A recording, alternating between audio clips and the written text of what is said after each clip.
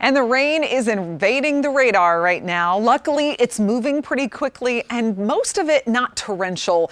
We got some very heavy downpours though on the leading edge of some of this. It's a wave of rain that will move through this evening. We should get a lull later on tonight, and then closer to the morning commute, we'll get even more in the way of heavy downpours. So starting to encroach on the 85 corridor, steady downpours, heavy rain around Spartanburg, rumbles of thunder too. Not expecting anything severe with this round. We're a little too far from that center of circulation, but can't completely rule out some gusty wind with this, and it'll continue up into the mountains, an area that just doesn't need to get any more rainfall. So we'll be on high alert for any flood reports that come down, especially out of our southwestern mountains. But a soggy scene as we take a look at I-85 and 385 in Greenville. Flash flood watch continues for our area. We already had flash flood warnings in the mountains, as I mentioned, and even in Oconee County, some flood reports there too. But we're looking at even more potential in the next day and a half or so, really the next 24 to 48 hours. 87 in Greenville. Yeah, we haven't seen much rain yet, but as that rain comes in,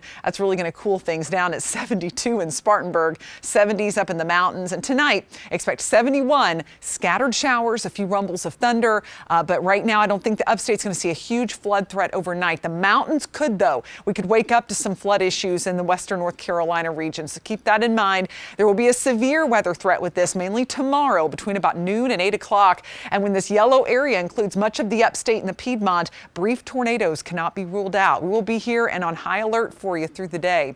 A good chance of rain all through the day, with those storms likely in the afternoon, highs in the 70s. Here's a look at your hour-by-hour forecast. Things calm down late tonight, so just spotty light showers leading up to the morning commute. The kids getting to school, take it slow, give yourself extra time, and then into the evening on Tuesday, there's 5 o'clock. See these individual cells?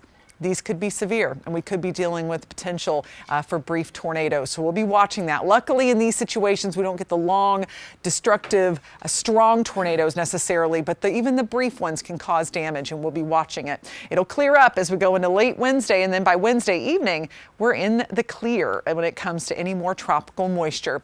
But there's a look at Fred as it has moved onshore in Florida, and it's going to continue to move up toward the north. So that's going to move by our area as a tropical depression and then a remnant low as we get into late Tuesday into Wednesday. Here's a look at your next 7 days, and we've got a whole lot of other stuff in the tropics. Grace and Henri are both out there, but the good news is neither of them will affect our area. So we're really more focused on Fred right now with that good chance of rain Tuesday, but it goes down for Wednesday and Thursday, and then should have a more classic summer weekend in store with just a few pop-up showers. Of course, you can always download the Fox Carolina app to keep up with the latest on Fred anytime. And of course, any kind of tornado or flood threats, we'll let you know about it. Now let's head on over to Chris with a check of traffic.